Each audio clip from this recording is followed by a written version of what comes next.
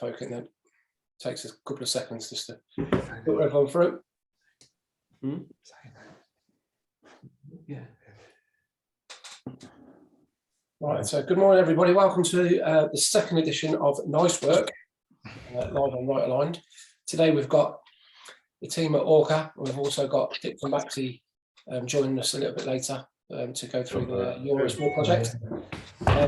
As we're getting going, if anybody's got any questions that they'd like to ask either of the teams, please drop them into the live chat, and we'll ask those at the 15 minutes at the end of each of the presentations. And also, if anybody wants to check out some of our old recordings, we've got a library on YouTube now being doing, so please check those out on there. Guys at ORCA, if it's okay to hand over to you, if you just run us through the project that you've selected to talk about the processes and the methods behind it, please. Yeah, awesome. Thanks, Chris. So we're the warm-up guys because we're waiting for... I am here. Hello, Walker. I had to do a... Came in with a bang. Why is it not working, Chris? Can you share your screen? I don't know. I'm trying. It's got there. It's available for everybody to share their screen. It has. Oh. Sorry, we're having technical difficulties here. One sec. Like I've got evidence for it.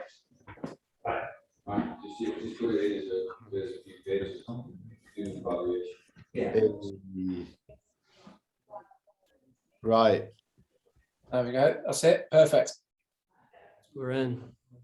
Can you see our screen all right? Yeah, that's it. Can you still see our screen? Yeah, that's it. We've got it. Okay, well, we made it. Right. Thanks for everyone joining us. So we're ORCA. We're the go-to purpose-driven challenger brand agency in Bristol. We create brands for visionary businesses, those willing to challenge perceptions and to do things differently. And we believe that creativity has the potential to incite real positive change. And that's something that we've been working hard on for the past 3 to 4 years here at ORCA. So today we're going to talk you through our process, and I'll do a brief overview of that process, and then we're going to go and link it to the project that we're going to be sharing. So our first stage of every branding project that we get through the studio is discover. So this is where we run initial stakeholder strategy sessions, detailed brand audits and competitor reviews, and also where we go and get customer insights for how the brand is working within their industry. The second one is define. So we use the foundations from our discover phase to redefine the brief, the proposition, and go-to-market strategies. It's often that a client will come to you and say, oh, we need a new brand. And then it's almost like in that discovery phase, they educate them on what that actually means. And it means that we might need to tweak the brief a little bit because they now have a better understanding on what we are able to do. And then we go into the design bit where me and Carlos are heavily involved, the bit that we love doing the most. And we basically explore brand narratives and language alongside consistent and coherent brand aesthetic, and then sort of start our exploration there. And then finally, we call it deliver, and that's basically completing a project on time, on budget, and on scope. We want to deliver a brand that the client is able to use and are confident using. But we're always in the background sort of helping out as much as possible. So I'm going to hand over to Carlos to talk through. Sweet. Yeah. So this is the client that approached us, First Solution. So First Solution is a IT company. They provide IT support, cybersecurity support, and they're based in Cheltenham. And yeah, they work with some pretty big clients. They're a Microsoft partner. They're the partner of Gloucester Rugby. And First Solution is basically, initially when they came to us, they're divided into 3 sub-brands, which is First Solution, First Digital, and First People. And it just so happened that because of their strategy, they're all kind of competing for the same clients. It was all like their whole approach was just very confusing, very unclear. And for us, it was about yeah, just nailing it all down into one single brand. So the first part of the stage, as Max said, is the discover stage. So that is where we basically we try and figure out who the client is and how we're going to approach the project. And for this, we held a 3-4 hour workshop with First Solution, just speaking to their kind of main stakeholders. And it's just a stage where we basically, it gives us the chance to ask as many questions as we can to make sure that the whole process goes smoothly and that we answer the questions that they've asked us to answer. That we're trying to establish a good base with the client, basically. And it's about it's just about sussing out what the vibe is with the client and how to communicate with them. And the main purpose is to kind of define their mission, their values, and their vision for the future, basically. And also it can be for a lot of these clients, like they don't maybe come from a very creative background. So it's about, they have this company, they have this business that they've been nurturing for years, and they have a very sentimental, emotional connection to it. And it's about establishing that trust between them and us. And because they're putting a lot on our hands, and they need to make sure that what we provide them, they can rely on us, they can trust us. So yeah, it's about building that connection. And then from that stage, after we've done the workshop, we move on to the research part of the process. And that is basically where we try and look at all the competitors that First Solution has. And in this instance, because they work in IT, they work with a lot of clients that are, they work with a lot of competitors that are, that whole area can be quite dry, as we found out. There's certain stock imagery that everyone uses, certain colors that everyone uses. So at this point, it's all about us figuring out how to take First Solution and kind of just pull them away from the grain. I think also on that, the sort of, I don't know, the technology world can be quite intimidating to people. And that's something that we wanted to address in this project, that, I don't know, a digital manager in a company might be like, oh, my boss wants me to look into digital transformation. What the hell is that? It's such an overused term, and it could mean anything. That we wanted to really filter away all that and make it feel way more human. So from the discovery phase, like I said, we define, and that's basically when we rewrite the brief, work out the KPIs for what the brand needs to be able to achieve. And these were to consolidate 3 brands into one, so they had one offering. Communicate the brand values and business proposition that we set out in the discover phase. Future-proof them as an innovative and transparent digital partner. They wanted to be really approachable as a company, and ensure its ongoing success after the planned management buyout. So our challenge, and this is the sort of creative way that we look at it. Sorry. How do you make business to business more engaging? And that was basically how me and Carlos looked at this whole project.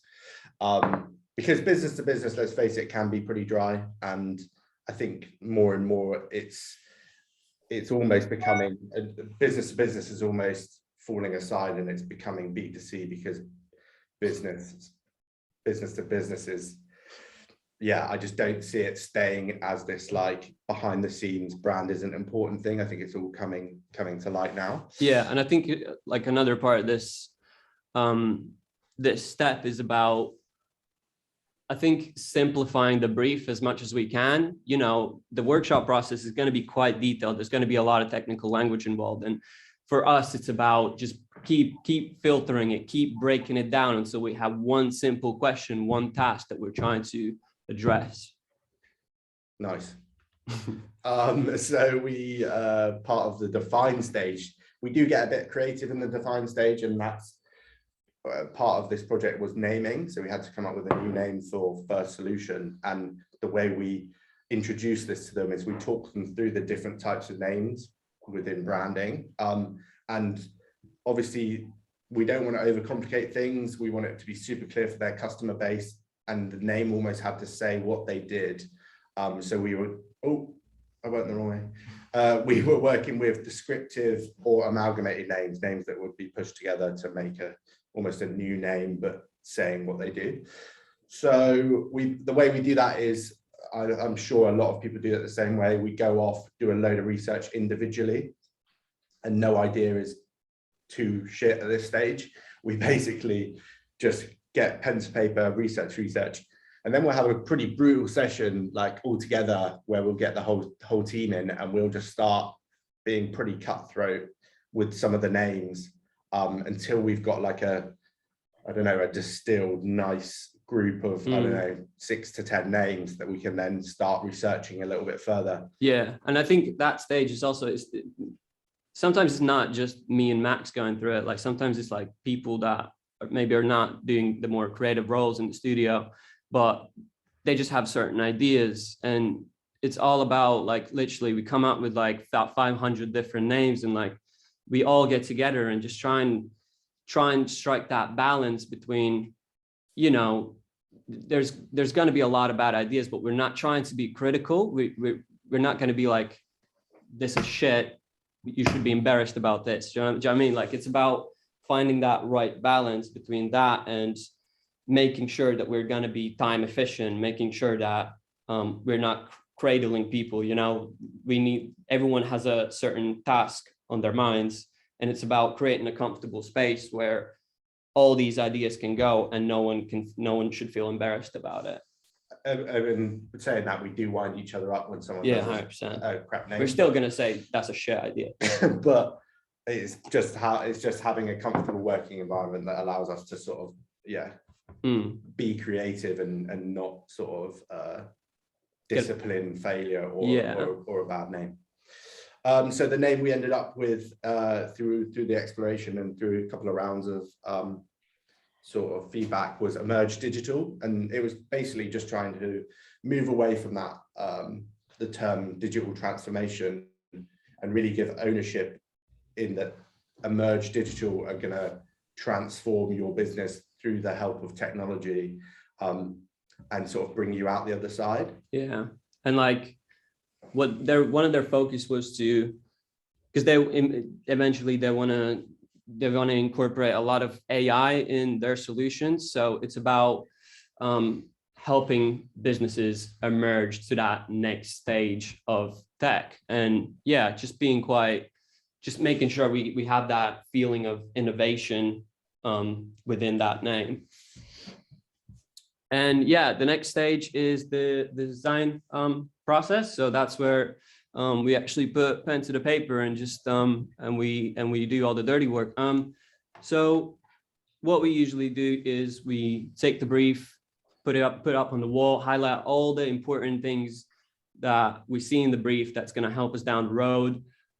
We take all the workshop notes that we had, and we did like initially we do like a little mood boarding session as well with the client to kind of get a gist of, you know, what their likes are, what they're against, because, you know, whilst we want this whole process to be objective, there's going to be a lot of subjective opinions involved, and you can't escape that. So we're gonna have we create like a mood boarding session as well, where we kind of try and see what their subjective opinions are as well, so we can work with that as well. So yeah, so this stage is literally we put everything on canvas. We go, like me and Max, we're going to go away and we're going to have our own time where we just like push out as much as we can. And like, I know that like at first, because I've been working here for 1.5 years, and that was me coming straight out of uni. And like when I first got here, started working here, I was quite, I guess, reserved about this process. It was quite intimidating in a sense, because you know, you're trying to, when you're new in the studio, when you're new in this creative environment, you want to impress the people around you. You want to be, you know, you don't want them to think that what you produce is bad. So you have a certain, I don't know, certain self-consciousness about it. So when I first did it, I was making sure that everything that I presented to the people around is like basically tip-top, pitch perfect shape. And it's like,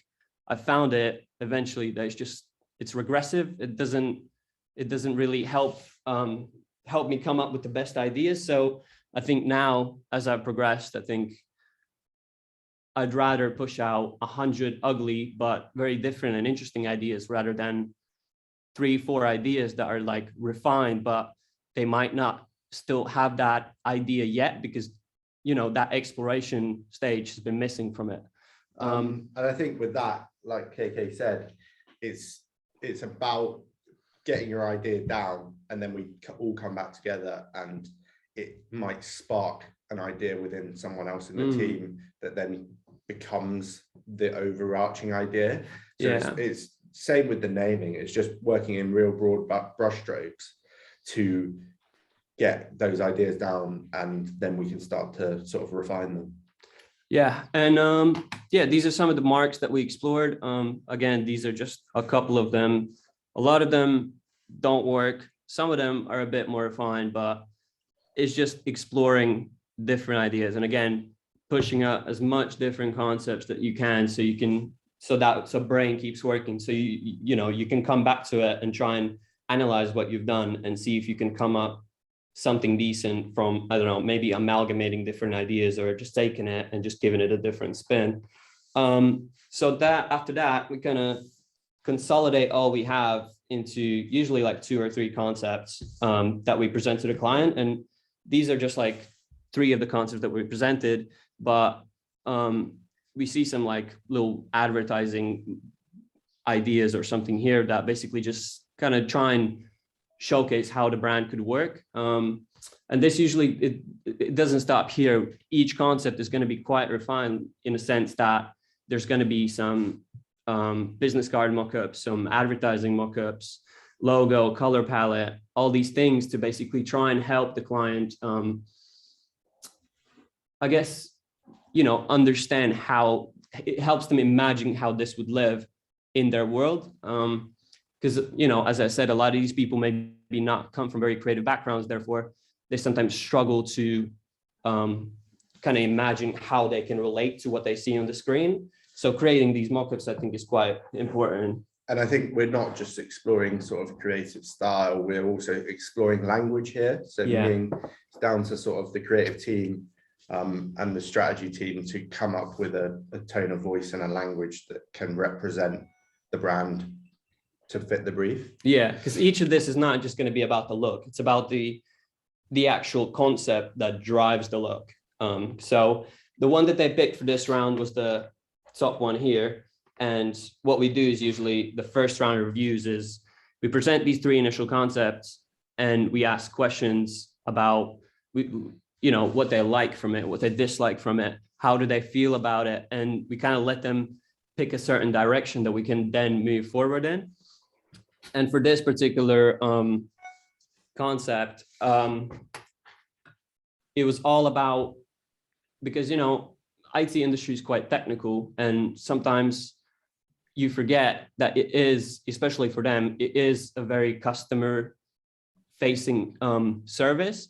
So, you know, being able to connect to the people that you that are your clients is incredibly important. So this was about creating that, I don't know, that feeling of guidance, that feeling that you're taking your customers on a journey and that you're going to be there for them.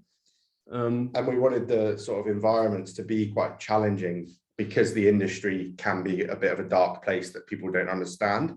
So the orbs of light are supposed to be, guiding the way through these environments. And then that's how the brand sort of developed. And that was the thing that we felt had the best sort of like chance of doing things a little bit different. And like, this animation is like one of we came in with this alongside when we presented the first 3 concepts, because I don't know, we saw a lot of stock imagery in their industry that just, you know, we're a bit tired of it. Like, you know, you can only have so many brands with people sitting on laptops in offices. And at a certain point, you're like, is getting a bit ridiculous. This is it doesn't you can't connect with this. So we try to implement something else, implement these animations that still celebrate their values but pushes away from the grain basically.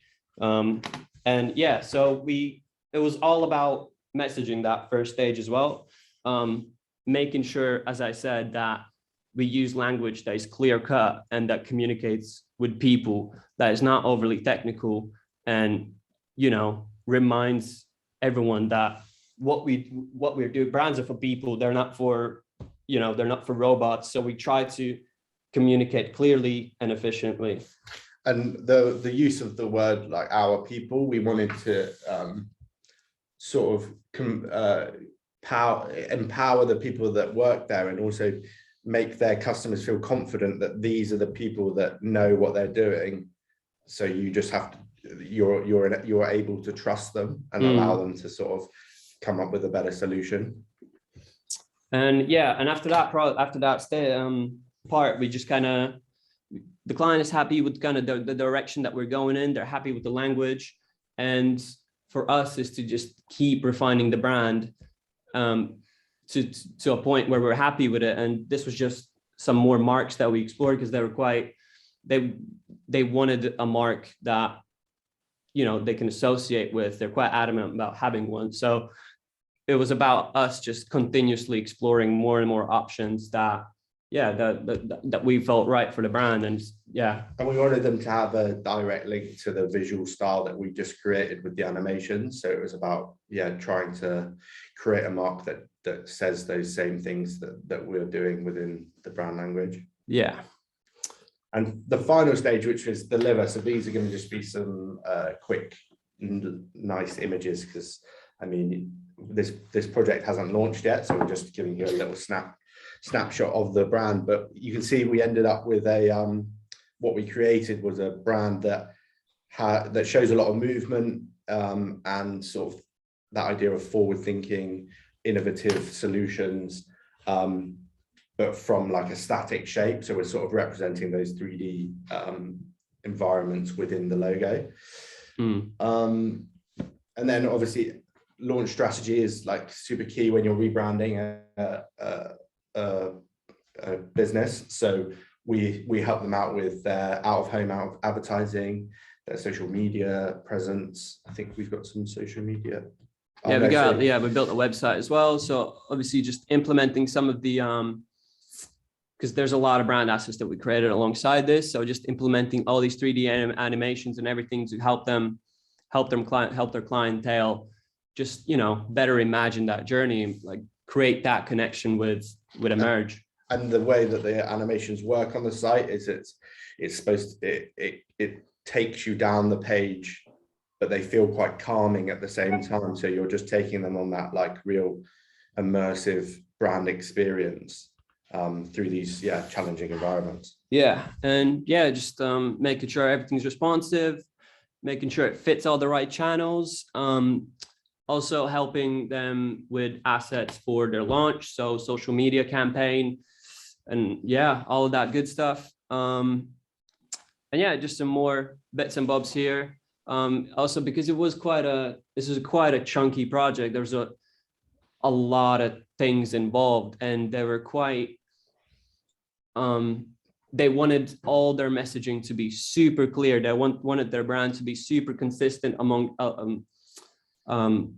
all across the board, basically. So this came with tone of voice documents to make sure that the language is pristine. This came with like brand guidelines that are super clear, to make sure that everyone who's part of Emerge knows what they're doing and knows how to push the brand forward.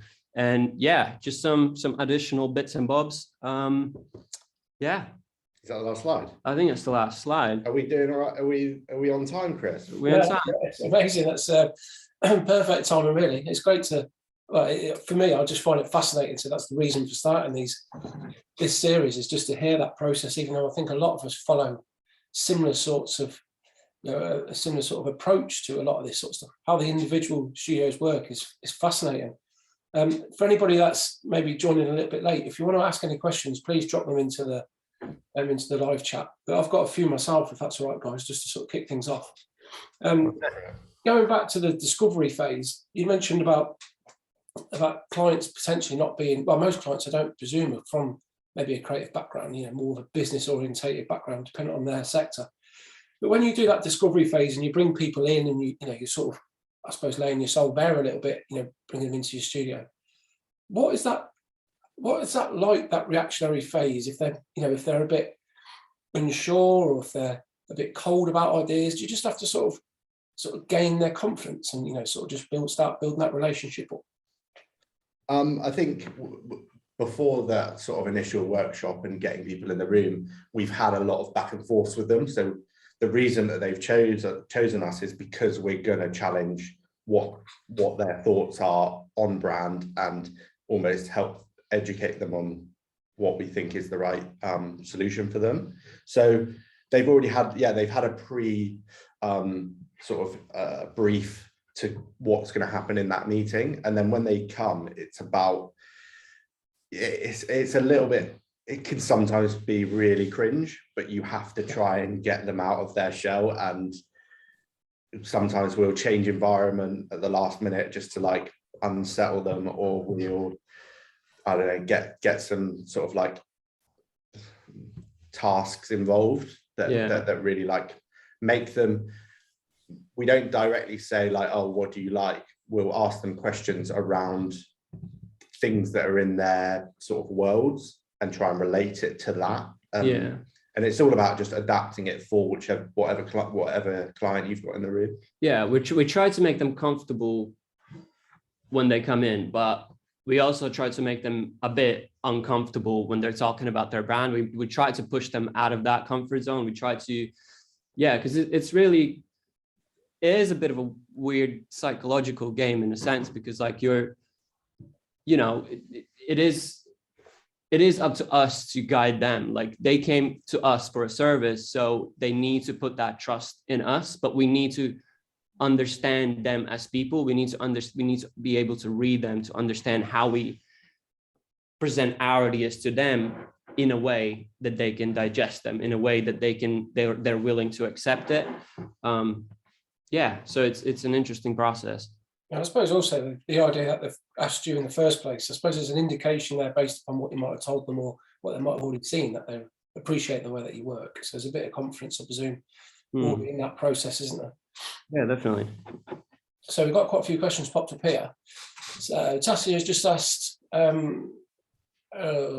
did you have any challenges selling the concept? I think that's a little bit like what we just spoke about. I mean, it's always a challenge, but as long as we're confident in our sort of concepts and the way we present them, as long as we can explain that story and get the ideas across, it's about we don't like to shock our client. We'll do almost tiered concepts. So it's like getting people, taking them on the journey without just showing them something and then freaking out. Because I think it can be, if it's something, if a brand is something they've lived with for 10, 20 years, and then you show them something different, it's like, I don't know, it's like going into someone's house and painting it a color that you've not really explained to them. So I presume transparency is key to a lot of this, isn't it? It's to sort of, it's being as open and honest with those guys along the way, as well as sort of believing in what your own abilities. We never send cold concepts over, so we're never, especially for that first round, we'll either get them in the room or we'll be on a call to make that more of a engaging sort of session. And it's never like, it is a constant discussion. It can be a lot of back and forth, and like it happened once where we actually presented the first concepts and they actually signed it off. Like they were like, oh yeah, happy with this one, picked one, and that's it. He's only saying that because it was his bloody concept. It was mine, that wasn't his, it was me. And it's only happened once, and so it always is a bit of a back and forth, but it's about clarity again, as Max said. It's about having that confidence and just knowing what you're talking about. Yeah, and Jim has asked a great question about how many concepts did you initially share? Because obviously we're seeing this one, but were there multiple other avenues that you sort of explored? Yeah, so it's the three. We always go in with 2 or 3. Oh, yeah. So it's these 3, and we'll be exploring different things. So we'll be trialing out typefaces, color, language, and just overall visuals. We try not to go in with 2 concepts that are too similar. We try and make them very different. So we use it as a way to test the waters. It can sometimes be that you end up sort of what we call frankencepting and putting loads together, but we'll try and get them to focus on one, and then we can start to tweak it. Usually though, how we approach it is usually we're gonna have 1 or 2 concepts that are like on the brief that, you know, we've met the client, we've kind of assessed what they're after, we've explored what's around, and, you know, try and be as much on the brief as we can. And then we're going to have an additional concept that kind of pushes away from the brief, and it adds a bit of us into it, and adds a bit of our own research and our own, maybe, I don't know, opinions, or, you know, something that challenges them a bit more, something that just makes them a bit more comfortable to try and push them in a direction that is maybe not as convenient as the other options. Do you find that works quite well? Is that idea of sort of saying that, you know, this is, if you want to push it a bit further, this is an idea, and they maybe feel comfortable doing that? Yeah, I think it does, because as long as we provide something that is a bit safe that they can like fall back on, and it's not like pure like shock to the system, then it can be valuable, because they see, I don't know, they might see they may gain some confidence from the initial stuff that we present, and have that confidence that they know what they're doing clearly. But then we push something further, you know, to kind of bring some new ideas to it. I think also from like changing your perspective and putting yourself in their shoes, our safe route, say, might be very, very, very challenger for them. So we need to understand that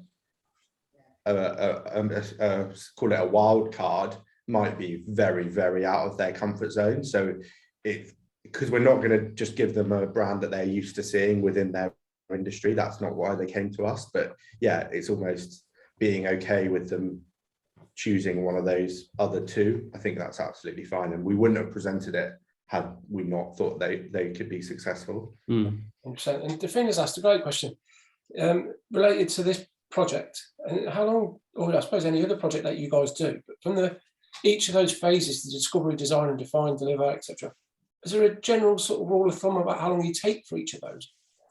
You can answer that, Carlos, because you came straight out of uni. How long? I mean, the thing is, it's very different.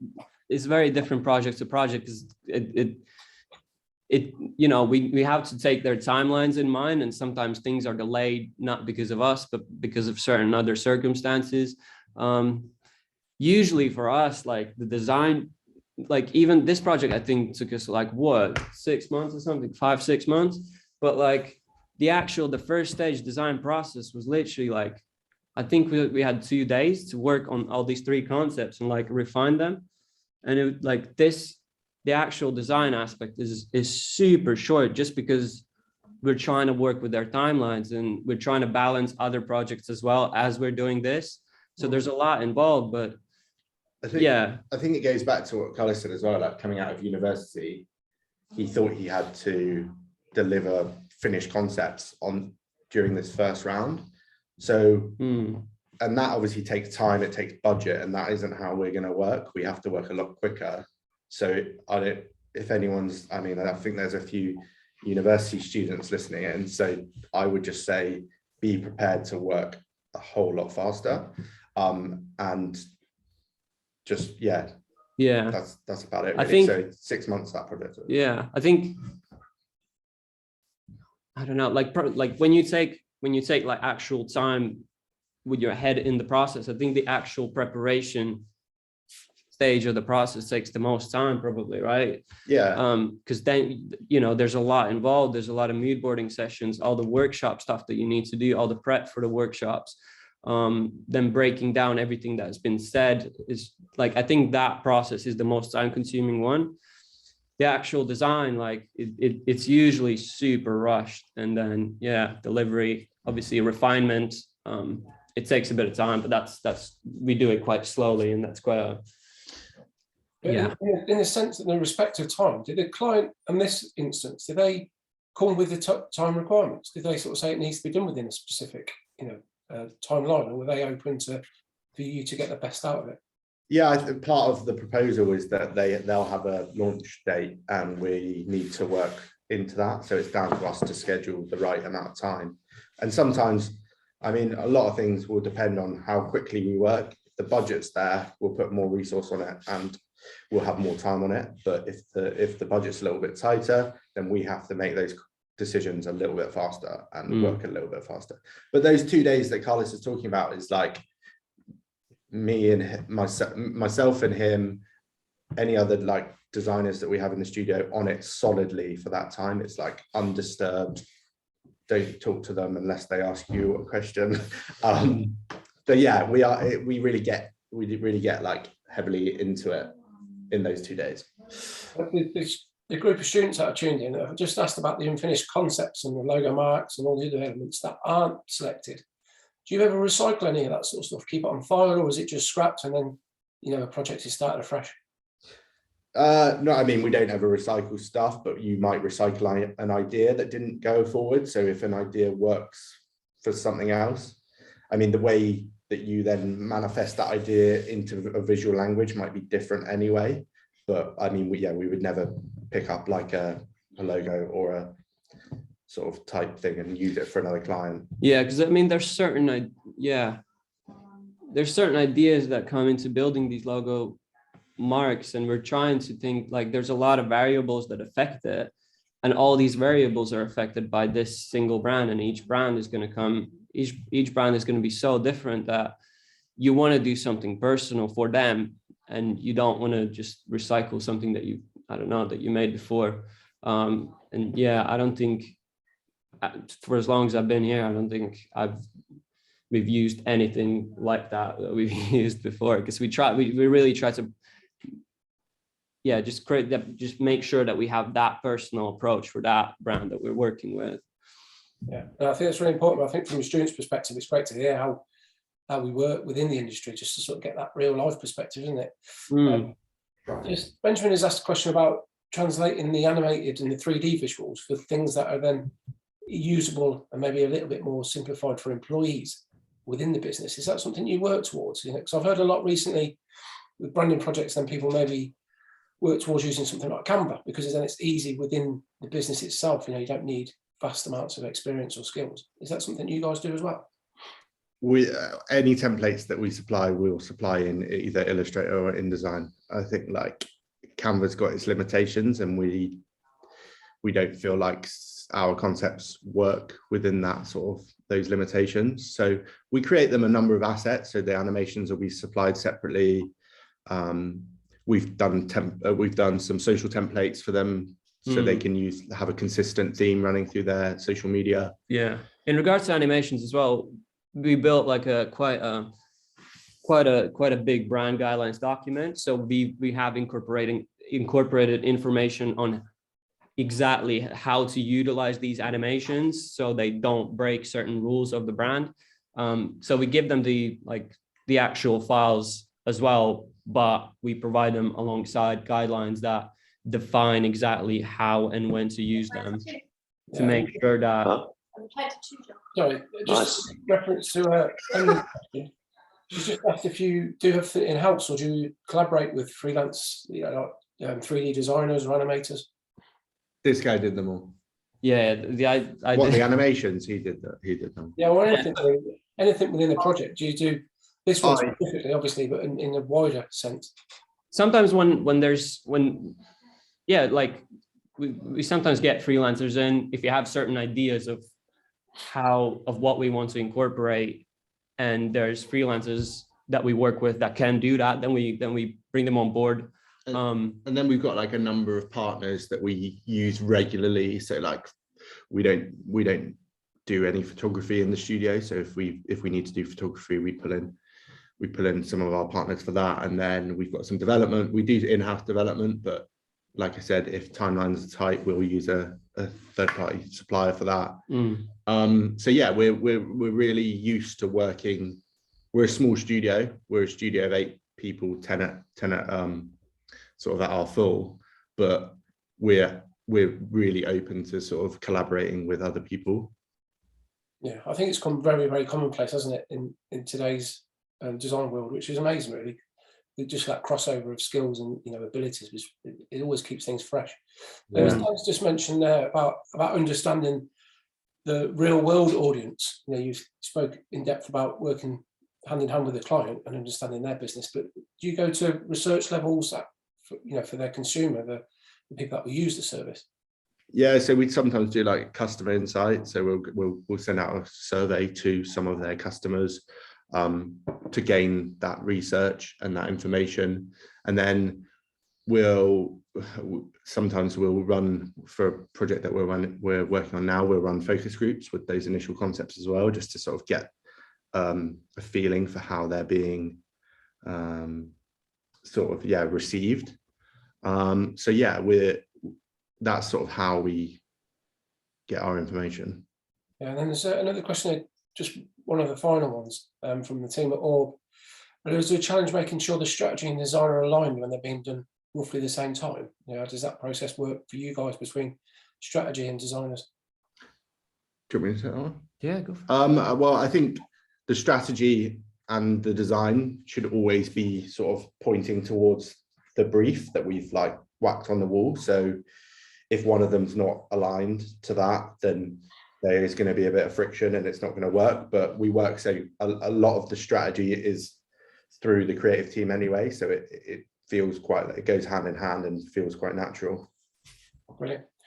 No, I'll just stop the sharing there, Max, just so we move on. Cool. Yeah, no, it's amazing. I think something I took out of what you said, Carlos, about, again, I think this is especially relevant to younger people maybe coming into the industry or just starting out, is that idea of sharing maybe 100 different ideas and not just focusing on 3 or 4 perfectly crafted ones, but taking away maybe some of the nerve or the embarrassment that we might feel about sharing these sort of things. And I think that really stands out. And for someone that's not long been at university, without sounding patronising, amazingly well presented, and just the thoughts and the ideas behind it is just a credit to you and the team. I think it's Well, cheers, Chris.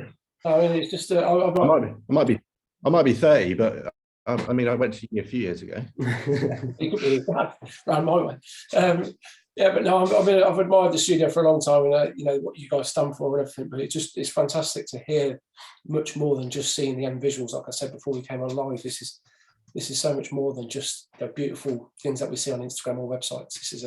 It really gives people an insight, and I hope everyone else feels as inspired by it as I do. So I appreciate that, and I think it's a good place to end it and move on to Dan at DixonBaxi, if that's okay. Awesome. Yeah, we're looking forward to this one. Okay. Well, this is for everybody. There's going to be the same process for this one. Dan will take over from DixonBaxi and walk us through, I think it's the Eurosport branding that the team have done recently.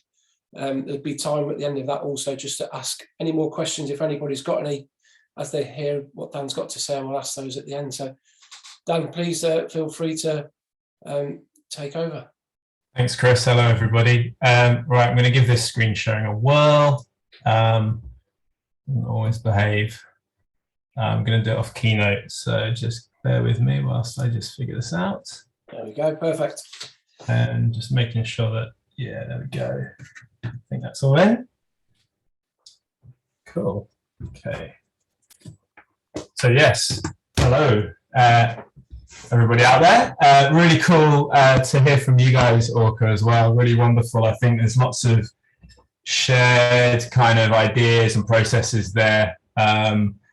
That kind of whole idea of kind of challenging the client is something that we do hold dear to our hearts at DixonBaxi, as some of you may know.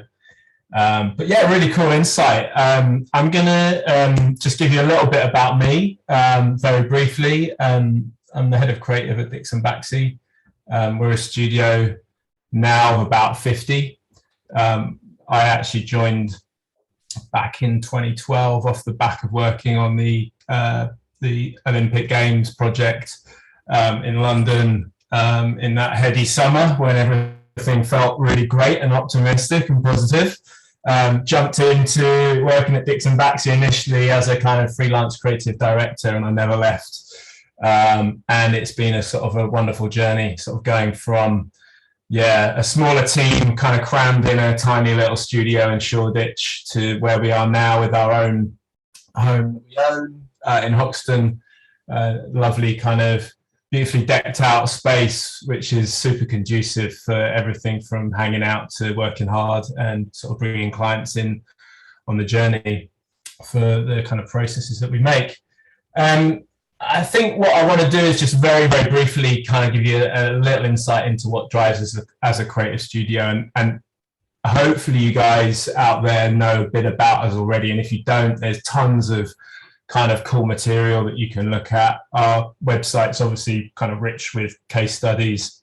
And of course, Simon and the Porver did a kind of sort of video kind of film series called Be Brave, which just will give you kind of tons of insight. So I really recommend watching those. So kind of just a couple of things really. First of all, some kind of little mini mantras, I suppose, that we stand by in the studio.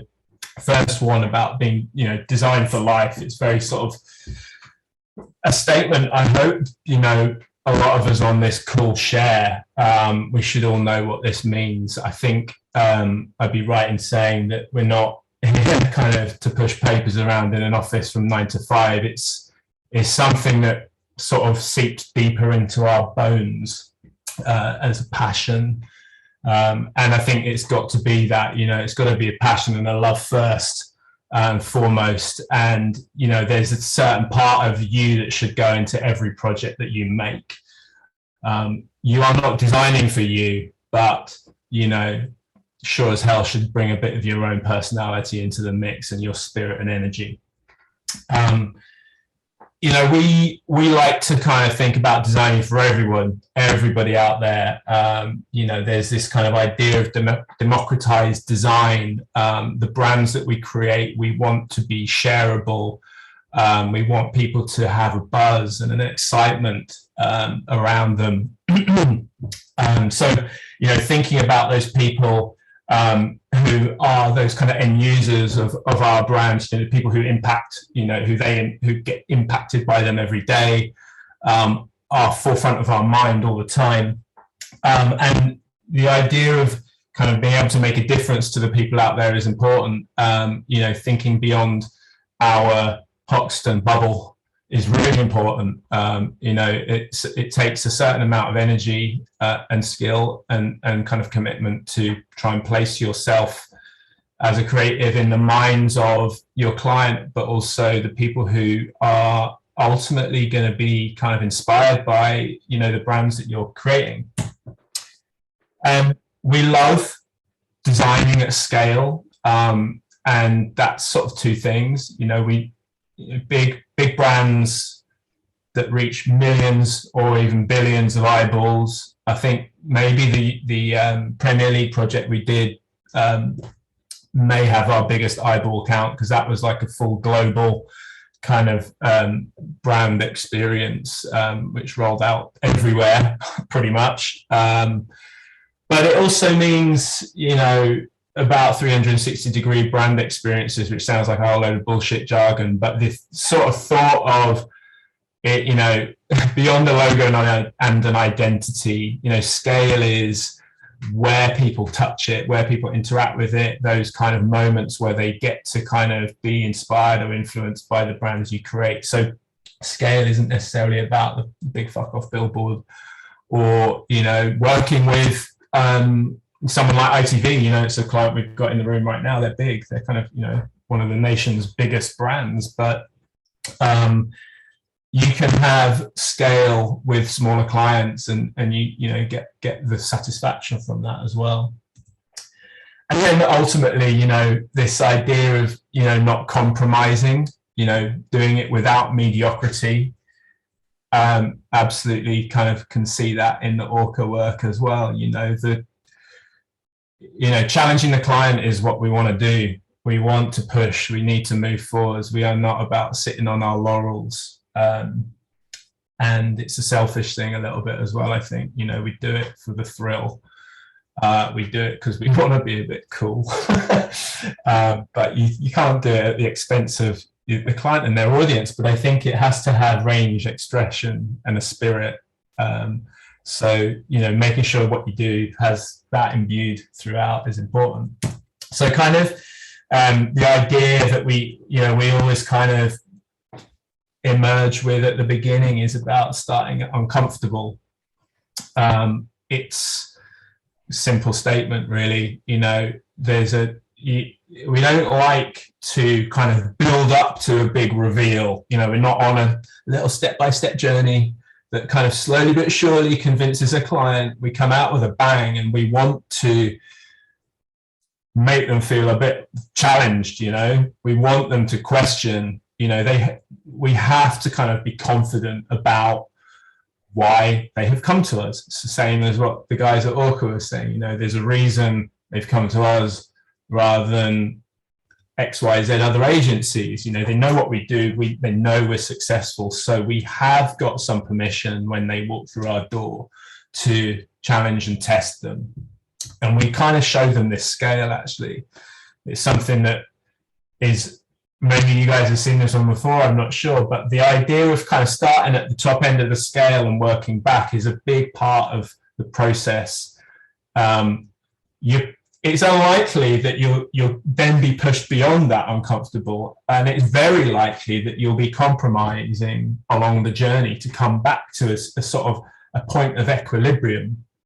But you know, we show this to our clients. We show them this chart. We tell them this is what's going to happen.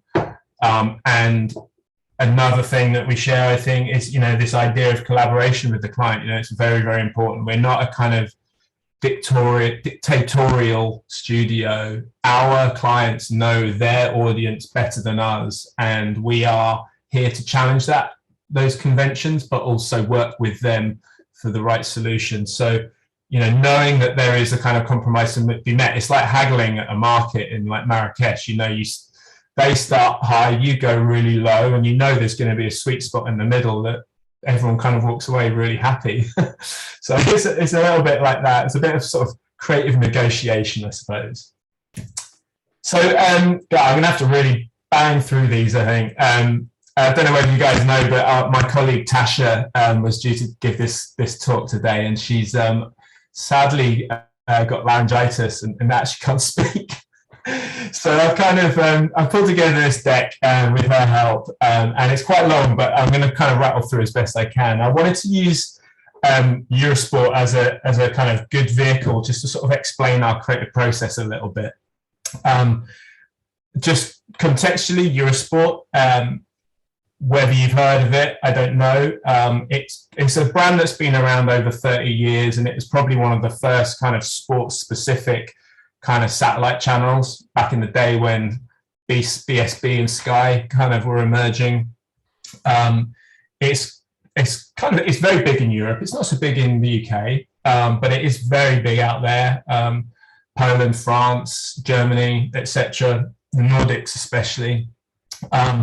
And it's a real hub for kind of some kind of premium sports, I suppose. So tennis is very big there. They've got a lot of the World Tour, and a lot of the Grand Slams play out on Eurosport. All the big cycling competitions and races and Grand Tours and sort of events are played out on Eurosport. They do have the Olympic Games license through Discovery. There's a lot of athletics, there's a lot of motorsport, and they're really big with winter sports as well. So it's kind of it is a go-to destination for a lot of people. The project itself is built on this relationship that we've got with them, that we've had over the years. It's a collaborative thing that we've worked on over time, and we started back in 2014. The project came out in 2015, but we originally rebranded them back then in 2015, and that's quite an interesting story in itself, that rebrand, and then in 2021 to rebrand our own work is quite an unusual and interesting process to go through. But you'll kind of see why we had to do it. So lots of really cool projects. I'll bounce through them very quickly. originally we had the big rebrand. We devised this very simple framework that gave us space to create very diverse and fan-centric sport experiences as the kind of projects developed over time. So the original rebrand was based around this idea of a dashboard of kind of information to communicate what, when, and where. And it held at its core this idea of the peak moment. So the idea of getting you right into the heart of the moments that matter in any sporting experience. And that's not necessarily about crossing the finish line first. It might be about, breaking serve and coming back from a defeat. So a really kind of simple framework. And actually we collaborated with Pentagram on the kind of identity for this project. But, as a sort of, a studio with motion design at its heart, we were kind of involved with all the kind of visual motion assets, the filming, the kind of animated frameworks and things like that. Then another major project we did with them was kind of taking their kind of the rights of the Olympic Games that they purchased, and we created this very kind of holistic system around the podium. So it's a really great example of how an identity can then explode into a wealth of expression. And all these, I think most of these case studies are on our website, so you can just dig into them if you want to sort of in-depth kind of look at them. Then you can see the journeys kind of really amplifying and getting quite exciting. We had the Winter Olympics in Pyeongchang 2018, and it's held in South Korea, of course. So it's all about K-pop in the games, and that really allowed us to sort of have a lot of fun shooting in like blackened studios with UV paint and ultraviolet lights, and kind of just making a music video, confounding expectations of what winter sports should be like. Everyone else is doing white, clean snow, and we're just like, fuck that. It's neon and it's a rave. And it's more fun. A little micro project that's really dear to my heart is the home of cycling, and this is where we kind of got under the skin of the grit and the grunge and the kind of pure, like, ridiculous effort it takes to kind of win or perform in a grand tour, and a whole kind of vast bespoke toolkit just for cycling on Eurosport. And then, at the end of our kind of arc, we developed a much kind of cleaner, more sophisticated sort of brand system for all the tennis content. So really sort of pairing it right back to, beautiful, rich, sophisticated colors, and just kind of working with elegant typographic animation that kind of responded to the way people move on a tennis court, for instance. So I think, it's suffice to say we kind of blew it up along the way. We kind of went pretty bonkers. And, it was about creating very fan-centric, bespoke experiences for each kind of individual sport and discipline. Eurosport wanted to kind of prove to their audience that they kind of lived and breathed the fans the sports that their fans love too. And you can see it created quite a kind of world of kind of sort of sub brands and a lot of kind of visual noise, actually, which, pretty difficult to manage after a while.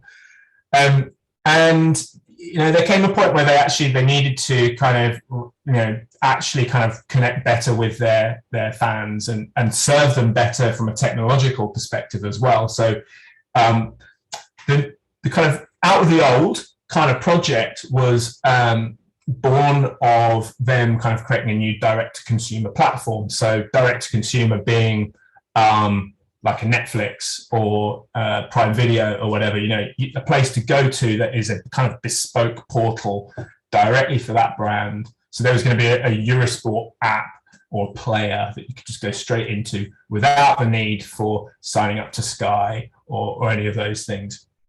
And actually, what came with it was an opportunity to reset. Eurosport is run locally right across Europe. Probably like 19 territories, maybe more. I mean, at least 20 different languages, I think. Each country you can imagine has a different passion for a different type of sport. What they love in the Nordics is very different to what they love in Spain. And each of those territories also have their own heroes. So, you know, all the campaigns for like the Grand Tours or the tennis have to have the ability to highlight and celebrate different athletes. So there was a big need to kind of simplify the kind of whole brand toolkit. So it's very versatile, really easy to use across Europe. So the project is, you know, the actual case study itself is on our website, and it's very succinct and easy to follow. But I wanted to just kind of give you a bit of a dive into how we got to that solution for the latest rebrand along that journey. So we had a challenge for this rebrand. You know, it was a challenge to unlock the power of sport, and the client kind of came to us with this kind of mantra and this challenge, and we had to sort of try and understand what that meant, really. It was about trying to get at, you know, fans close to the action. It was about giving them the power to understand what's happening at any given moment. It's kind of need to create fans, I suppose, as well, and make, you know, encourage people to fall in love with sport and the diversity of sport as well. So a big part of the kind of new Eurosport mission was about kind of celebrating diversity, you know, breaking down the kind of shackles and barriers of the kind of old male-dominated, white male-dominated kind of sport. So it's a kind of a bigger underlying mission in the business. The idea of, you know, their personality and who they are, you know, being very gritty, you know, down to earth, authentic. They're packed full of ex-professionals giving their opinion on sport. They wanted it to be unfiltered and bold, so really kind of, you know, honest, passionate, and really kind of celebrate what sport stands for. A very unusual part of this project was that there was an identity that had already been created for this product. So actually, it's an unusual project for us, and it's not something we often take on, but there is this kind of this design system that was actually developed by RGA as they were sort of developing the product, and they, you know, really kind of optimized it for streaming, for digital marketing, and, you know, they've created this kind of system here which is simple, easy to understand, hasn't got many moving parts, a raw typeface, which is the paintbrush, this very simple Aeonic kind of standard kind of looking font, I suppose, this kind of frame device, really kind of engaging photography. So it's quite a simple kit of parts. And it's kind of, you know, it was unified and simplified. It was very clean and simple, but really, you know, we have a bigger challenge when we're designing for TV and beyond TV. You know, you can't really do everything with such a small kit. And we had to sort of try to understand how we could bring this identity to what is a complex linear airspace. And that might sound like jargon, but what it means is, like, when you watch TV, there's tons of different things that have to happen before or after you get to the show, whether it's advertising, whether it's sponsorship, whether it's a title sequence, or an ident. All these sort of things have to be kind of choreographed. And then inside the shows, you know, there's heaps of graphics and tables and charts and tools for analysis, all that stuff, you know, a ton of things. So the brand that, you know, was created was not fit for purpose. It was simple and it worked for the single thing it was designed for, but not the challenge that we were sort of set. So we had to turn kind of this system, two typefaces, a frame device, very, you know, unstaged photography, which is really nice, you know, really kind of in the moment action, but it's very, very stripped back. So we had to kind of, you know, blow it up ourselves, I suppose. And this is the kind of go wide stage that we were talking about before, you know, really sort of going sort of expansive. And, you know, it's unusual that we kind of had a visual kind of hook that we had to kind of anchor back to every time, but we wanted to sort of understand, you know, it's about testing the client's kind of sort of appetite, I suppose, and how far they want to go. So, you know, we were looking to develop and understand what the brand that they had created meant for them and what we could do with it and how far we could take it and what those kind of brushstrokes meant and how far we were able to take them and turn them into different things. And so this is a kind of non-client facing exercise, but conducted in lockdown. So conveniently, all these elements are screen grabbable off Mural for you to see. And you see that, this is a mixture of kind of inspiration and design and kind of trying to sort of unpick what, the ingredients we've been given are and how far we can take them and what we can do with them. And we start to sort of think about,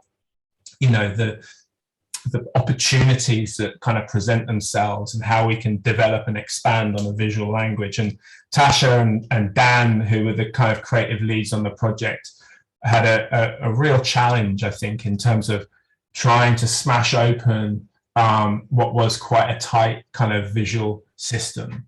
And we wanted to try and give it purpose and direction. So two themes kind of emerged, and one of them was about the kind of sport as an art form, and how can we explore that? And what does it mean? It's like that kind of raw expression of kind of artistic kind of aptitude and message, on the court.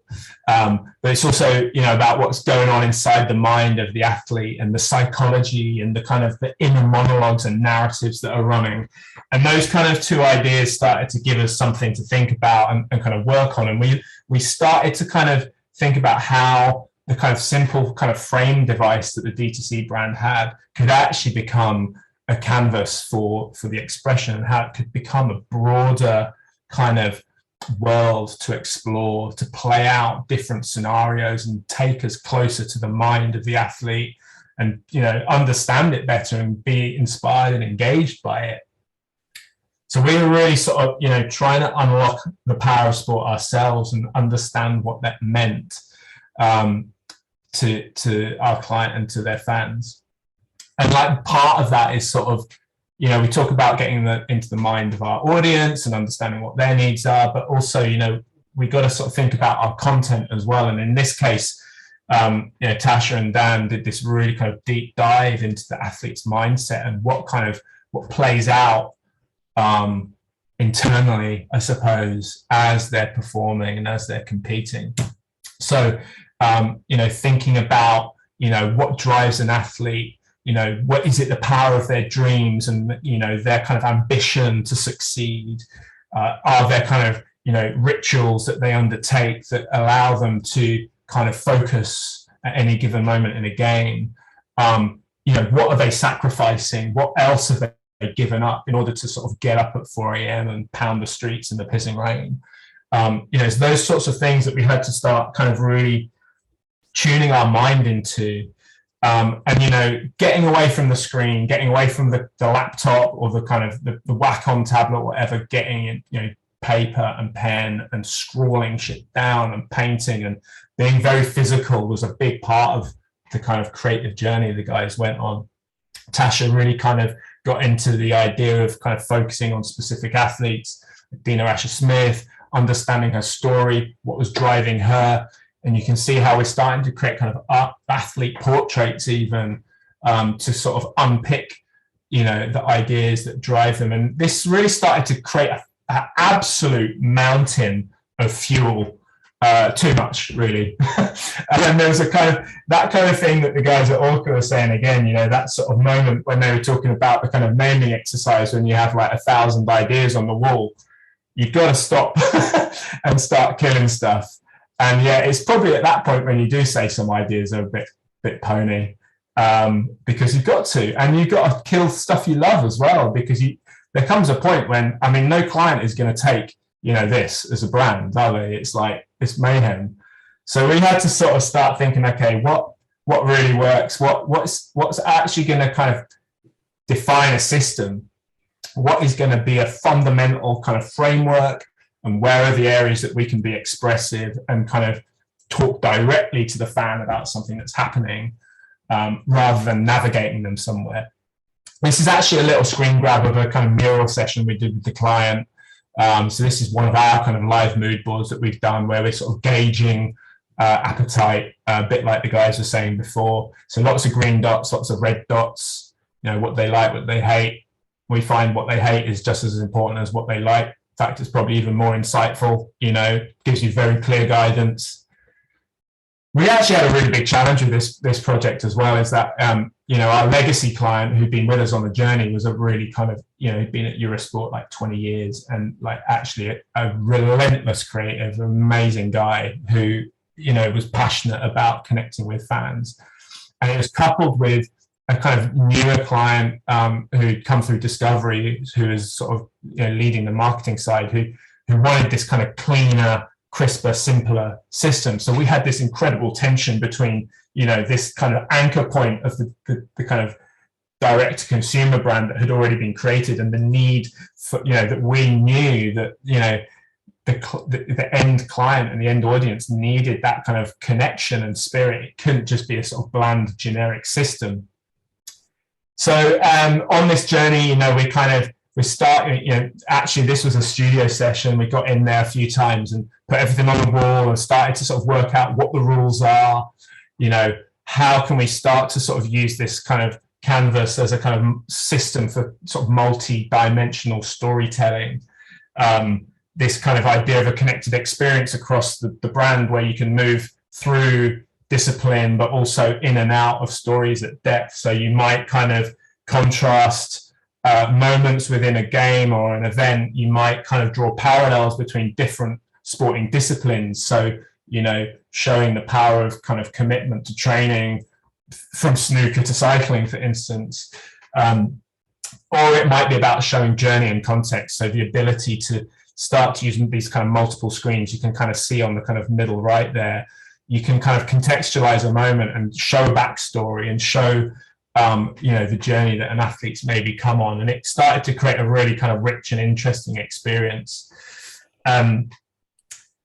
So, you know, another little thing, you kind of, this idea of the kind of raw, this defiant voice, you can see the bottom left was this idea of kind of having the sort of the power to sort of overwrite or kind of scratch out or kind of remodel thinking and ideas, and the idea of kind of overcoming the odds. And we created this typeface as a fully animated kind of type kit as well. So it's all, you know, type whatever you want in and it draws itself on really beautifully. It's very, very cool. So just kind of taking all those ideas, we then had to sort of work out where it all goes. So this is a little schematic of what we call a junction. So a junction is when you go from one piece of content on TV to another piece of content whilst you're watching. So, you know, a show, part one, you go into the commercial break, you see some promos, you see some branding to tell you where you are, and then you kind of back into the show again, and you're seeing kind of all the graphic content and things like that. So we started to sort of, you know, we had a framework, you know, places where all these kind of ideas could start to live. And you can start to see here where we're starting to choreograph elements, and bottom left is quite a good example actually of still quite expressive, but starting to think about how we might create a, you know, 30-40 second promo, you know, moving through different types of content, allowing kind of moments to be augmented with commentary, but still ultimately getting you to the kind of the content and when and where to watch it.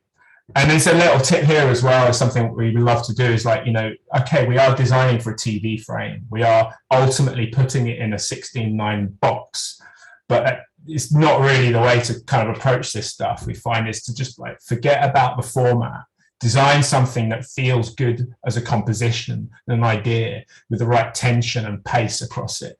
And then you can work out how to take that energy and bring it to something more conventional. Because the kind of 16:9 TV frame is a, you know, it's a blessing and a curse. It's like nice and consistent. It never really changes, but it's also what every other person is trying to design into. So kind of breaking out of that convention there is a really kind of liberating way to sort of think about things. So kind of on that journey, you know, you can see we went from absolute kind of, you know, mayhem and we started to refine and give kind of rules and purpose to all these individual ideas. And a big thing that we kept coming back to, and it's really important, I think, for all branding projects, is the brand isn't the fucking hero, right? it's the message or the content which is important. You have to sort of shake that desire to, you know, put your creativity at the forefront. It's like it is a framework for other things quite often. So, you know, you go on that journey and you kind of you're really excited about all the amazing things you're creating, but at the ultimately you can't smother the content and you can't detract from actually why people are tuning in. They want to see Pogacar win a time trial. They don't want to see your beautifully animated paint splatting all over the place. So you know, it's a reality to it. So this is just a couple of frames from the final kind of design, and you can see how it's pared back, simplified. It's still got the expression in there, the right moments. It's clean and clear, and navigation is really paramount. It goes from promos into the system, the kind of assets that you need as a fan to understand what is happening within sport at any given moment, whether it's, you know, punditry and commentary without missing a moment of the game that's playing out, that's happening on the left. That's kind of what we call a 50-50 or 70-30 sort of screen. You have a table, obviously, a sort of leaderboard. And then on the right, you know, one of the things we love doing is really, really cool kind of responsive score clocks and things like that. So always good to have a little play with those. And then, you know, it boils down to like the simplest things, these little like pop-up windows and things, but it's still like, you can still, you know, you've got all that material, all that inspiration that you've invented. You can bring that energy even into the tiniest, smallest detail of how something animates or resolves. So this is a kind of little kind of screen grab overview. And I think what it does is it says that you may have all that kind of wealth of kind of material. If you find the right place to put it, it can still exist, especially when you've got 24-hour kind of TV stations to fill. The right time in the right place can create that kind of same energy as kind of one frame that may have all this energy contained within it. It's about the kind of art of kind of deploying it in the right place and, you know, communicating that energy. So, Chris, I've got a kind of little clip which sort of shows it all in action. It's about 2 minutes long. Yeah, go for it, Dan. On it. Hopefully it plays out okay. I'm not sure if I've optimized for video or not, so let's just see. Here we go, and then see what time we've got for questions. Can we hear that? Yeah.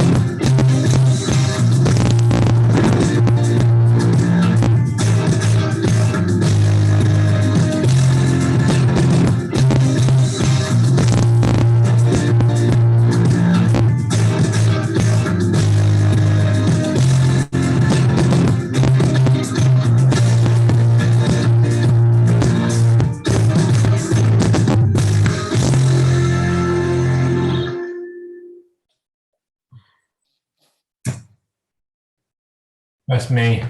Brilliant. That's amazing. I really, really appreciate it. It's fantastic to see. I think from my immediate thoughts was it feels so relatable. I'm not an athlete by any stretch of the imagination, but there's something in the victory, the pain, the agony, the sort of success that is very relatable in many ways. I think that comes through the photography that's in action, as opposed to a lot of sports that I see nowadays. It's been neutralized a little bit. It's just glamorous photos of the top 1% that should all aspire to be, as opposed to what they do to get to that point. Exactly, you're totally right, and it's something that we do really strive to achieve on a lot of the work that we do for sports brands. We've done a lot of work with sports brand over the years, and I think that the idea of the kind of athlete on a pedestal, kind of lit like a kind of hero, it's not often right for the brands that we work with. Especially kind of someone like Eurosport, it's very satisfying to kind of hear their desire to kind of level with the audience, I suppose. And the way to sort of make sport relatable was really, really important, to sort of access the kind of shared emotions that, we can all relate to. You're totally right. You don't have to be an athlete to sort of, understand what someone feels like. So sort of being able to sort of create a system that kind of celebrated that and responded to what we felt the audience would be inspired by was really fantastic. I also thought it was a very interesting point when we first started to work with Eurosport, 2015, was it, roughly? That's right, yeah. That, in theory, this shows their evolution, but more than anything, to me, it's showing your evolution as a studio. It was more of a reflection on how far you guys have come, and how that's developed. Yeah, I mean that sort of the initial project was a really wonderful one, and it was the start of a very brilliant creative relationship with the team. They're based in Paris, most of the actual kind of creative guys out there. So that's always fun, just sort of jumping on the Eurostar and being able to hang out with guys out there. But very sort of passionate. It's funny, like, different industries have different ways, and different kind of nationalities have different ways of working. And I think, the guys out at Eurosport, lots of them have been there a long time, but what's really inspiring is it has not diminished any of them in terms of their kind of passion for what they do and what they want to do. Sometimes you kind of imagine that maybe, people sort of sit on their laurels and sink to the background, but they have always really strived to, do something different. They're there to be as cool as possible as well. They're cool people. It's really nice. I suppose if you're covering that many different sports, I know some different channels do cover a lot of things, but some are more recognised for others, aren't they? Sky with the Premier League, for instance, and BT with Champions League now. Yeah. With Eurosport, it's been such a breadth of things, isn't it? And so sort of that's challenging. Like it's very easy to. But it's easier to sort of create a title sequence for like all the tennis kind of Grand Slams. Is outpouring emotion constantly. Cycling is spectacular. The kind of the locations, but the kind of athletes and the endurance is spectacular. But I won't lie, trying to do the same for snooker is not easy. Good job, you've got rodeo over a day. One cue snap, that's it. The rest is lots of pondering. Yeah. The guys at the University of Lincoln have just asked about turnaround times for a project like this. And have you also had clients that don't like the concepts or your approach? Yeah, I mean, I would say that this is there's two really good questions there.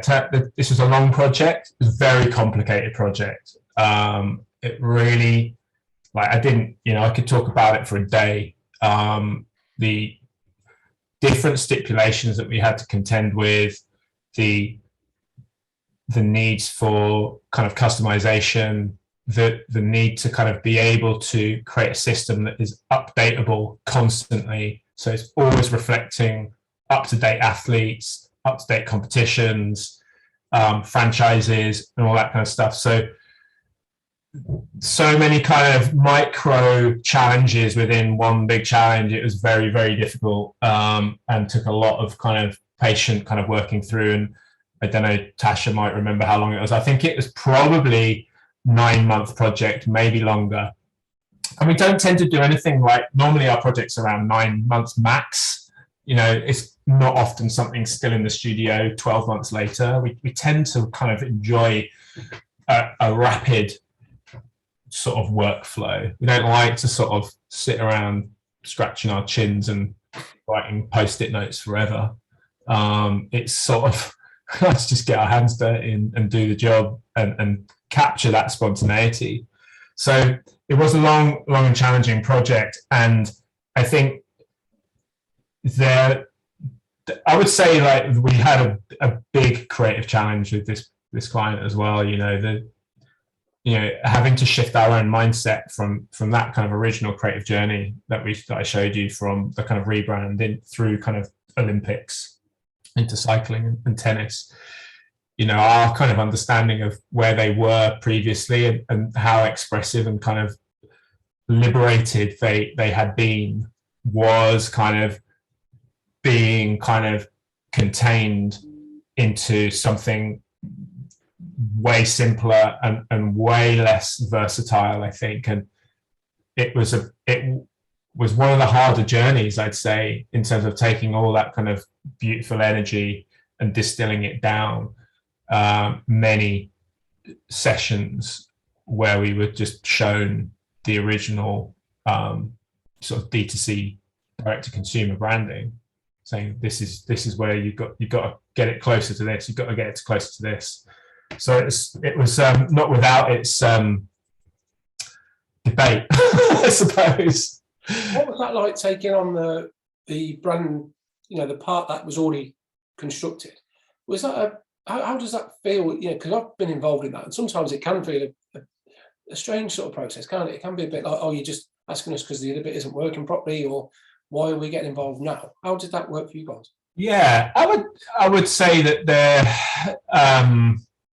was a little bit of frustration not to have been involved right from the beginning, in terms of that kind of original kind of marketing brand, I suppose. And it's sort of understandable where it's come from in terms of the development of the product itself, which has been done, and that was all happening as a sort of totally separate project a year or so previous. I think actually, a lot of the work we do is rebrand rather than total kind of new sort of brand invention. So we're quite often working with things that already exist, or reworking things or rebooting things. But I do think it's partly liberating to sort of say, okay, here's the parameters that you're working witin. You can see that it's a very different process to how we would normally undertake a project, where we would have a much kind of a bigger blank canvas of opportunity. And we would probably do similar to ORCA. We'd be going like, well, here are 3 prototype brand ideas that are very different from one another, which still kind of point back at the brief and the strategy, but sort of exercise it in different ways. We were, okay, what can we do with this kit, and how can we sort of imbue it with meaning? So it's a very different exercise. Ultimately you just get on with it, don't you? You just get down and go, okay, this as a creative, you're always thrown challenges. The better briefs are the ones with more restrictions sometimes, give you more to push against. I don't suppose there's any difference between being given a fresh brief than given one that's sort of having to adapt something that's already existing. It's still, like you say, a brief and a challenge that you've got to face the best way you can. Just a question there, just before we finish up, Dan, from David, which I thought was really interesting, is, on balance, what's the effort and the time that goes into the execution versus what in the core idea, and how something can fall down if one of those 2 bits isn't leveled? Yeah. So the questions around sort of how much energy is put into the sort of invention versus the making and delivery. Yeah. Yeah. I think it's on different projects. This project had a lot of deliverables. We were making everything. There were hundreds, and we partnered with a team in India, actually, called Post Office, who built a lot of the kind of iterations and versions of tables and animations and things like that. It's always a challenge, you know, continuing that kind of energy through to from that kind of inspire phase. I didn't go through our phases. Orcas are all Ds, ours are all Is. But our inspire phase into our kind of implement phase is you have to kind of keep that breathe. We have what we call a magic deck, which is like always look back to that, always look back to the magic, always look back to why we created it in the first place. That keeps you true to, you know, your vision as you're kind of making stuff to deliver. Amazing. Yeah, great. So a great place to end it. A really inspirational sort of session from both of you guys, actually. Thank you to Max and Carlos and Dan, and also to Sarah for helping me out organise it with you guys. And Tassia, I hope you get better soon. It'd be great to meet you finally at some point. Everybody that tuned in, I hope you found that as inspiring as I did. And we will get this, there will be a recording of this available if anybody wants to rewatch it, and we can send it out to anybody that would like to see it again. But yeah, no, I really appreciate everybody's time. I hope you have a great rest of day and weekend. I'll have to catch up with everybody again very soon. Thanks for hosting. It was excellent. Nice one, guys. Nice one, Take care, Dan. everybody. Nice one, Chris. Appreciate that, mate. Take care. Have a good birthday weekend. In a bit. Ta-ra.